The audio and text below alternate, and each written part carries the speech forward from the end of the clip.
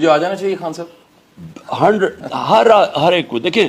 دو آپ سیاست کی میں ذرا آپ کے سامنے قاسم بات کر لوں. سارے اللہ کے پیغمبر سیاستدان تھے, صحیح جی, سارے رائے حق پہ تھے, حدیثیں. سب نے سٹینڈ لیا تھا. لیکن خان صاحب میں مشکل سوال کرنے لیکن لیکن یہ نواز شریف اور زرداری بھی سیاستدان ہیں. جی. تو اگر جب آپ رائے حق کے لیے کرتے ہیں تو وہ عبادت بن جاتی ہے. صحیح سر. ذات کے لیے کرتے ہیں تو خان صاحب میرا مشکل سوال یہ ہے کہ میرے پاس نہ ہاؤسنگز ہیں نہ پارٹی کے لیے فنڈ ہے, کیا آپ مجھے ٹکٹ دے دیں گے جس کی اتنی فالوئنگ ہے, لاکھوں کروڑوں کی فالوئنگ ہے, اتنی کتابیں ہیں, ساری زندگی ٹیچنگ رہی ہے, کوئی بیگیجز نہیں ہے, ٹیکس کلیئر ہے, ہر چیز کلین ہے, کیا مجھے ٹکٹ دے دیں گے خان صاحب؟ آپ کی پارٹی مجھے ٹکٹ دے سکتی ہے ایسے ٹیچر کو؟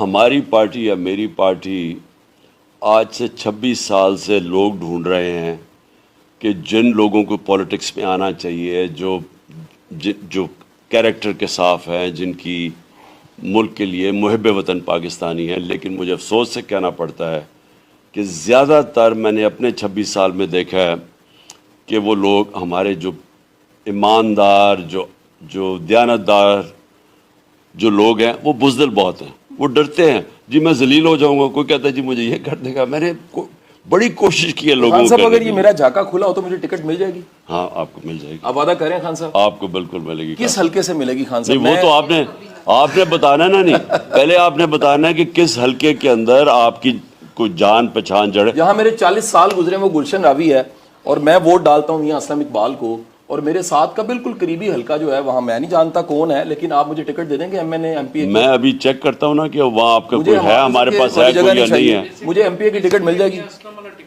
نہیں سر, میاں اسلم کا رہنے دیں. آپ ڈوگر صاحب والا مجھے دے دیں. آپ ڈوگر صاحب والا کون سا والا ہے وہ والا؟ ڈوگر صاحب والا ٹکٹ دے دیں. نہیں سر نہیں